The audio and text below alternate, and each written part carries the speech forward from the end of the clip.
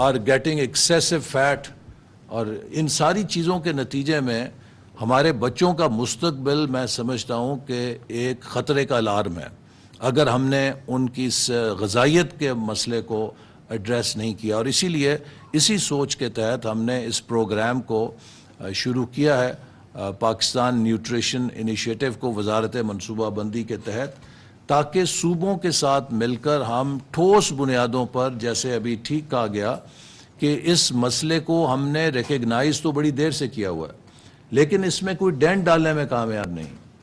مسئلہ صرف نیوٹریشن کا نہیں ہے, مسئلہ ہر سوشل سیکٹر کا یہی مسئلہ ہے. اور مجھے یاد ہے کہ جب سوشل ایکشن پروگرام شروع کیا تھا 90s میں, اس وقت اگرچہ ہم نے صوبوں کے ساتھ مل کر اور وفاق نے اس پروگرام کا ایک ضرور پہلو یہ تھا کہ اس نے بائنڈنگ کیا تھا کہ خاص تناسب سے سوشل سیکٹرز کے لیے وسائل فراہم کیے جائیں گے, لیکن اس کی مینجمنٹ میں اور اس کے نتائج میں تب بھی مسائل تھے. اور اس کی بڑی وجہ کیا تھی؟ اس کی بڑی وجہ یہ تھی کہ ہمارے سوشل پروگرامز میں آفیسرز کا ٹرن اوور اتنا زیادہ ہوتا ہے. ایک بیوروکریٹ کے لیے ڈی سی لگنا ضلع میں پریفریبل ہے بجائے وہ ایجوکیشن, ہیلتھ یا سیکریٹریٹ میں کسی پروگرام کے اوپر نوکری کرے. اگر تو اس پروگرام کے اندر ڈونرز کی طرف سے اچھی گاڑیاں ہیں اور اچھی تنخواہ ہے, پھر تو وہ اس کو انجوائے کرے گا, لیکن پھر بھی اگر اسے کمشنر کی جاب آفر ہوگی تو فوراً بھاگ کے ادھر چلا جائے گا.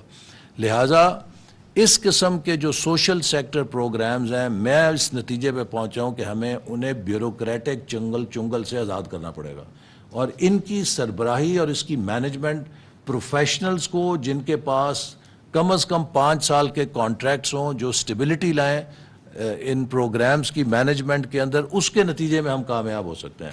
لیکن اگر یہ 6 مہینے سال کے ٹینیور سے ایسے پروگرامز کے لیے لوگ آئیں گے تو آپ دنیا کا سارا سرمایہ لے آئیں تو وہ لوگوں کے اپنے اس چھوٹے مفاد کے تحت ختم ہو جائے گا اور اس کے نتائج نہیں نکل سکیں گے اور بات لمبی ہو جائے گی. میں اکثر سناتا ہوں, جو ہمارے لیے بڑا ایک المیہ ہے کہ ایک وہ ملک جس نے اس کام کو حاصل کر لیا کہ جس میں ساری دنیا ہماری مخالف تھی, ساری دنیا ہمارا راستہ روک رہی تھی کہ ہم ایٹمی طاقت نہ بنیں, اور ہم نے ایٹم بم بنا لیا. وہ شعبے کہ جس میں ساری دنیا ہماری مدد کرنا چاہتی ہے کہ آپ اپنی صحت ٹھیک کر لو, آپ اپنے بچے پڑھا لو, آپ اپنی غذائیت ٹھیک کر لو, ہم آپ کو پیسے دینے کے لیے تیار ہیں. سب بیٹھے ہوئے نا یہاں پہ, کہتے ہیں جی ہم آپ کو مدد کرنے کے لیے تیار ہیں. اس میں ہم کچھ نہیں کر, ٹس سے مس نہیں ہو رہے. تو کیا وجہ ہے؟ میرے پاس یہاں پر اسی دفتر میں جب ہم نے ایٹمی دھماکے کیے تو ڈاکٹر قدیر خان اور ڈاکٹر وہ جو اشفاق احمد آئے جو اٹامک انرجی کے تھے, تو میں نے ان سے یہ سوال کیا. میں نے کہا جی ہم نے وہ کام کر دیا کہ جو آج تک ہم, جس میں دنیا ہمیں روکتی رہی, کوئی پیسہ نہیں دیتا تھا, اور اس میں ہم کامیاب ہو گئے. تو دوسرے شعبے جس میں ہم سب سے مدد بھی لے سکتے ہیں وہاں نتائج نہیں نکلتے. تو آپ کیا سمجھتے ہیں کیوں ہیں؟ تو انہوں نے 5-6 باتیں مجھے کہیں کہ ہماری کامیابی کے یہ 5-6 فیکٹرز ہیں, اور میں سمجھتا ہوں کہ دوز آر یونیورسل پرنسپلز کہ انہیں آپ اگر کہیں بھی اپنائیں تو نتائج نکل سکتے ہیں. پہلی بات انہوں نے کہی کہ ہماری جو آرگنائزیشن ہے اس میں چیئرمین سے لے کے ایک خاک روب تک سینس آف پرپس سے ڈریون تھا. سب کو یہ پتا تھا کہ ہم ایک بڑا قومی مشن میں کام کر رہے ہیں, تو کوئی اپنے آپ کو غیر اہم نہیں سمجھتا تھا, اور سب الائنڈ تھے وتھ ون پرپس. سو بڑی ضروری ہے کہ سامنے آپ کی پوری آرگنائزیشن میں ایک سینس آف پرپس ہو اور every one is aligned with that goal. Second, انہوں نے کہا کہ ہمارے کسی چیئرمین نے 6 سے 8 سال سے کم ٹینیور نہیں کیا, اور اگر ہمارے چیئرمین, اور ڈاکٹر اے کیو خان صاحب نے کہا کہ اگر ہمارے چیئرمین آپ کے وزیر اعظموں کی طرح تبدیل ہو رہے ہوتے تو ہم بم نہ بناتے بلکہ پھل جھڑیاں بناتے. تو میں سمجھتا ہوں کہ stability of leadership and continuity of policy and leadership is critical. تو وہ انہوں نے دوسری بات کی. تیسری بات انہوں نے کی کہ ہم نے حت الوسع میرٹ بیسڈ آرگنائزیشن بنائی. ریکروٹمنٹ, پوسٹنگ, پروموشن, ٹرانسفر میں کبھی سفارش کو داخل نہیں ہونے دیا. تو اگر ایک آرگنائزیشن جو سفارش کے بغیر میرٹ پہ چلے تو وہ کامیاب ہوتی ہے. چوتھی چیز انہوں نے کہی کہ ہم نے مشینوں سے بم نہیں بنایا, ہم نے انسانوں سے بم بنایا. Human resource is the most valuable asset of any organisation, اور ہم سمجھتے ہیں کہ ہیومن ریسورس ہی سب سے ناکارہ ایسٹ ہوتا ہے آرگنائزیشن کا. پانچویں چیز انہوں نے کہی کہ ہمیں اگر ریاست نے ایک مشن دیا تو اس کے لیے وسائل بھی دیے. یہ نہیں کہ ہم فائلیں پکڑ کے سیکریٹریٹ کے چکر لگاتے تھے کہ جناب ہماری ریلیز کب جاری ہوگی, ہمیں پیسے کب ملیں گے. تو وی ہیڈ دا ریسورسز, ہمیں دیے گئے اور ہم نے اپنا کام کیا.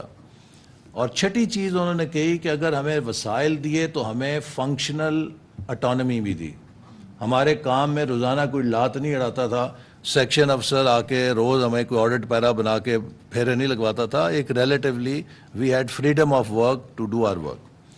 اب یہ 6 وہ رہنما اصول ہیں کہ جو آپ کسی بھی شعبے میں لاگو کریں تو نتائج نکل آئیں گے, لیکن اگر یہ 6 نہیں ہوں گے تو آپ کہیں بھی نتائج نہیں لے سکتے. اور جیسے میں نے کہا کہ ہمارا سوشل سیکٹر کا سب سے بڑا ڈائلما یہ ہے کہ ہماری انتظامی مشین کے اندر یہ لاوارث ہے, کوئی افسر اس کی اونرشپ نہیں لیتا, اور وہ ٹیمپریریلی آتے ہیں. کچھ اب پنجاب کے اندر پچھلے دور میں آپ دیکھ لیجئے 13 سیکٹری تبدیل ہوئے ایک سال میں.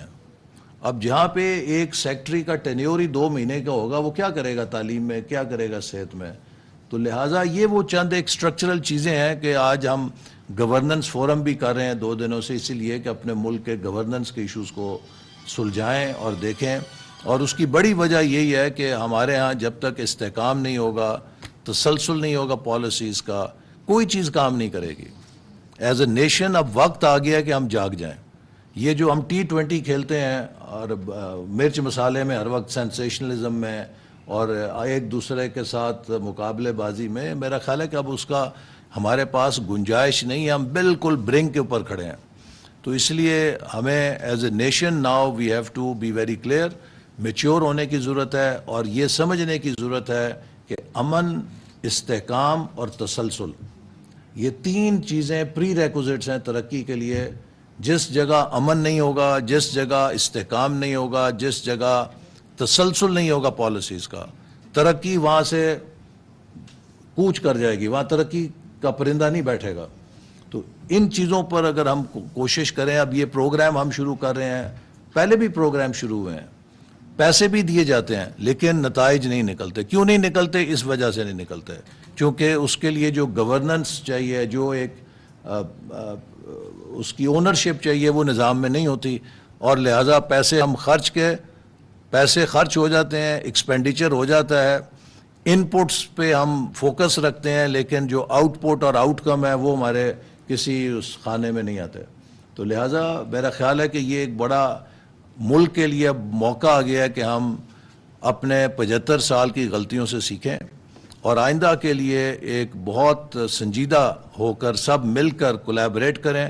اور یہ پروگرام جو نیوٹریشن کا ہے, یہ صرف اس بارے میں نہیں ہے کہ ہم بچوں کو کوئی قطرے پلا دیں یا بچوں کو خوراک اچھی کھلا دیں, کوئی فورٹیفیکیشن کر دیں. اگر ہم خوراک سے ملاوٹ نہیں ختم کر سکتے, اگر ہم ناقص اور ناکارہ خوراک دے رہے ہیں, اگر ہم پینے کا صاف پانی نہیں دے رہے, اگر ہم سینیٹیشن ٹھیک فراہم نہیں کر رہے, اگر جو کنٹامنیٹڈ واٹر کی وجہ سے ڈائریا ہو رہا ہے, تو آپ کا سارا نیوٹریشن دھل گیا, وہ پھر ادھر میل نیوٹریشن میں آ گئے. تو اس لیے ایک بڑی multi dimensional, multi sectoral, holistic effort کی ضرورت ہے, جس میں ہماری تمام ہول آف گورنمنٹ نہیں بلکہ ہول آف سوسائٹی, کمیونٹیز کو بھی شریک کرنے کی ضرورت ہے.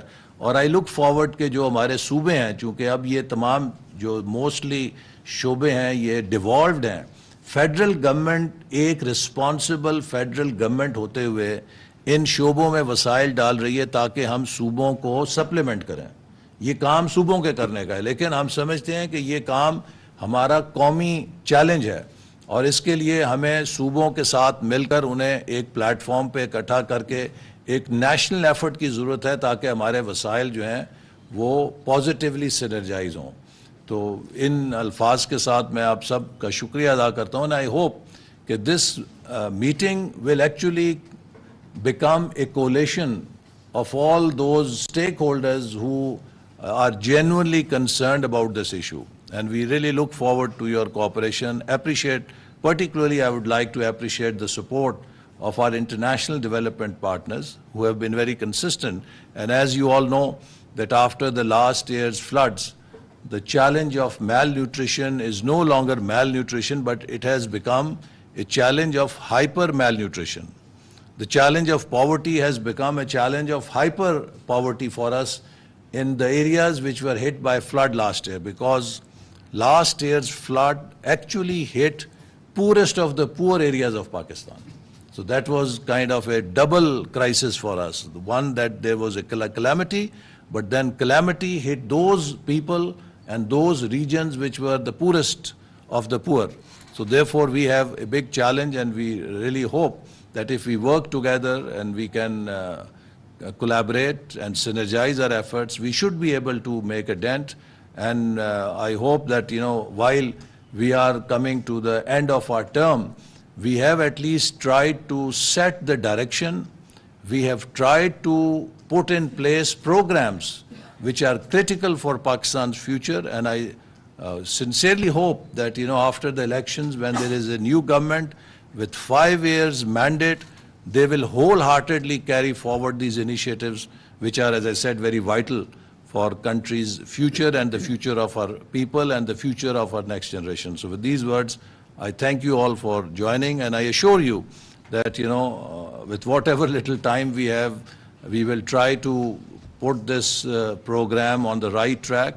But hopefully, when we come back after the elections, we'll carry forward this program with renewed vigor and with renewed spirit and commitment. Thank you very much. Pakistan Zindabad. पाकी वज़ीर मनसूबाबंदी और तरक्की Hasan Iqbal future e commerce की इफ्तिताही तकरीब से खिताब कर रहे थे। उन्होंने कहा कि बच्चों की जिस्मानी